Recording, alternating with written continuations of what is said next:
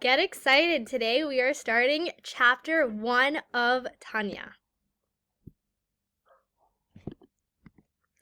So as we're beginning Tanya, we want to be thinking in the back of our minds, what kind of questions are the Alter Rebbe beginning to answer? Because what we learn very clearly from the Alter Rebbe's introduction letter to the Tanya, is that the Tanya is coming as a resource book for people who are coming for the last decade to the Alter Rebbe with the same kind of spiritual questions. And so the Alter Rebbe is saying, I'm not ignoring you, I'm actually writing the Tanya and giving it to you in lieu of one-on-one meetings, because the Tanya is going to contain all the answers to all of your different spiritual questions. So as we're going through, just keep in the back of your mind wondering, what kind of questions is the Alter Rebbe answering here?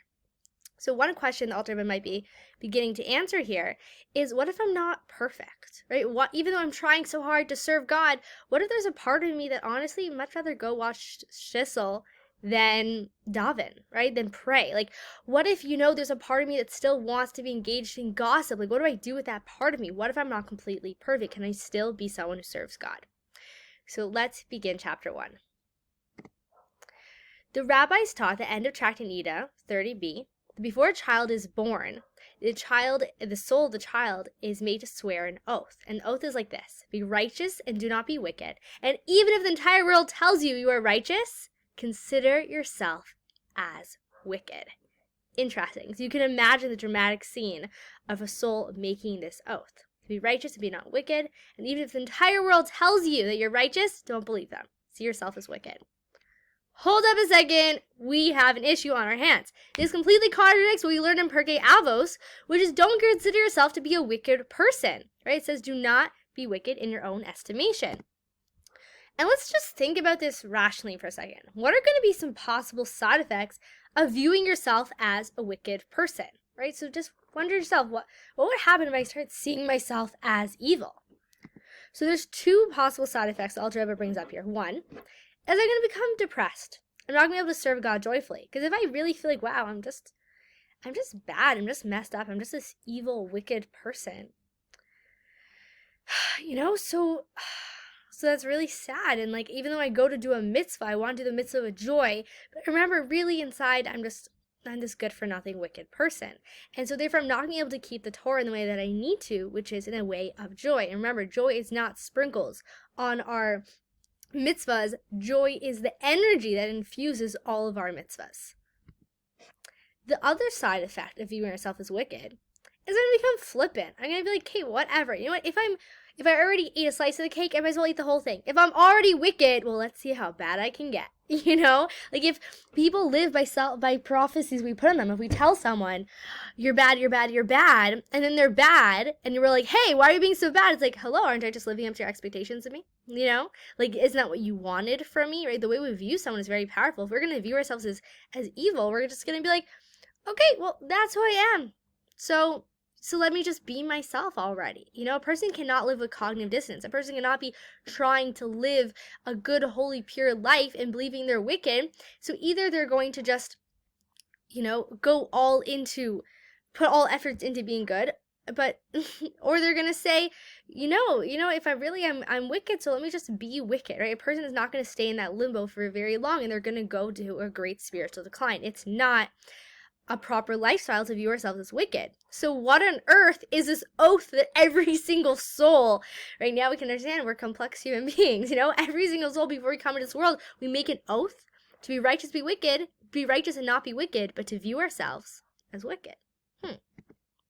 We're going to hold the question, okay?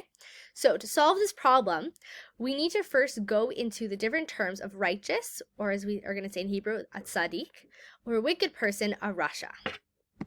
In the Gemara and the Talmud, we find 5 different categories. Let's go through them together. 1 is a tzaddik who has it good, a tzaddik who has it bad, the rasha, the evil person who has it good, the rasha, the evil person who has it bad, and the in-betweener, which is the Beinoni. So classically, when we think about the term of righteous, wicked, or the in-betweener, we'd like to think of a tzaddik as someone who's, more good, that like 51% good, and 49% bad. He does more good than bad. He's a righteous person. A wicked person is more bad than good. And the Beinoni, the in-betweener, is like a 50-50 kind of guy. But we're now going to be delving into a new understanding of these terms completely.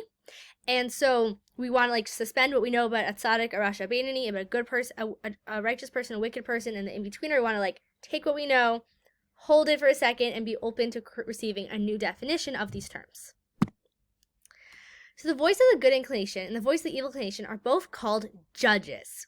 And why? Because they are internal decision makers. So you can almost imagine this like cute panel discussion that goes on in your mind when you want to make a decision. And there's two different judges, right? There's going to be the good inclination and who sits on the court here, and there's going to be the evil inclination, and they're different internal decision makers. So let's understand the internal decision-making process of these three categories of people. So the tzaddikim, the righteous, they're judged by their yetzer tov, their good inclination, meaning their internal decision-making process is only happening through their yetzer tov, their good inclination. Evil people, or the shaim, are judged by their evil inclination exclusively. And the beinoni and the in-betweeners, this is where we're starting to get a little bit more complex here, is this person's judged by both, right? This is a real panel discussion. There's a interesting court case. There's two judges in the courtroom, two internal decision makers. So we're on a journey here to understand, what does it mean, the beinoni, the in-betweener? Right? Yes, this is called Sefer Shel Beinoni, the book of the in-betweener. Who is this in-betweener? Rabbah, who is all over the Gemara. If you open a Gemara, you're gonna find Rabbah. He says to his student and his relative, Abaya, he says, I, for example, am an in-betweener. He calls himself an in-betweener, a beinoni. And Abaya says to him, right, his student, Master, you are denying everybody life. Do not say that. Why is Abaya so freaking out over the fact that Rabbah just called himself an in-betweener? Is because Rabbah was the head of the generation. We're talking about the most pious individual of the entire generation. So he's saying, if you call yourself an in-betweener, if you're a beinoni, then hello, what does that make me? What does that make everyone else? That means that we're all Rishayim, we're all evil, because if you're you and you're an in-betweener, then what does that make me? And as a Rishayim, someone who's evil, they are called dead during their lifetime. Why? Because life is being connected to God, the Makar Chaim, the source of life. So if I'm not plugged into the source of life, I don't have a life, I'm not really alive. So Rishayim, evil people, are called dead during their life. So he's saying, you're denying everyone life. You're just making us all Rishayim. If you're the in-betweener, what chance do we have? If you're the tzaddik, then at least we could be in-betweeners. But if you're the in-betweener, forget it. Another explanation of what Abaya is saying to his master, Rabbah, is that the idea is that the Rebbe, the Rosh B'nai Yisrael, right, the Jewish people, we are comprised compared to one body. And so we need the head. And so the head is where the life flow for the entire body comes from. It flows to the limbs, the toes, the everywhere. And so if you're not the head of the generation, because the head of the generation needs to be a tzaddik and not just an in-betweener. So if you are just if you're just an in-betweener, then we don't have a Rebbe, we don't have a head, and therefore we don't have the life flow that we need to keep us going. Literally, you're denying everybody life. If you're not the Rebbe, right, if you're not the tzaddik, then like what's happening here? So let's understand who Rabbah is for a moment. Let's get some context. He is an individual who did not even stop studying Torah for a single moment, to the point that the Malach HaMavet, the angel of death, could not overpower him. Okay, he was constantly in Torah, in Chachma Ilah, in God's supernal wisdom. And so how could he mistake himself as a beinoni, someone who has half mitzvahs and half sins? Our definition of a beinoni is slowly falling apart here. Right, clearly it can't mean someone who has half mitzvahs and half sins, because this is an individual who didn't sin. This is an individual who's on such a high level they didn't even look up from learning Torah for a single moment, to the point that the angel of death couldn't distract him or overpower him. Also, because we're just like asking questions and throwing things out here, let's just throw this into the pot. We need to clarify what Eov, or Job, said. Master of the universe, you have created righteous people and you have created wicked people. What? God created righteous people and wicked people? I thought, what just happened to free will? Free will went out the window? Like, I thought I could choose. Either I'm going to be a righteous person or a wicked person. But according to Eov, to Job, God created people righteous and God created people wicked. So let's look at some facts here, okay? When a person transgresses, and whether this is the tiniest, rabbinical violation, or a mitzvah straight out in the Torah, he's classified by the sages as totally wicked in that moment, and when he does tshuva, he's completely righteous, okay?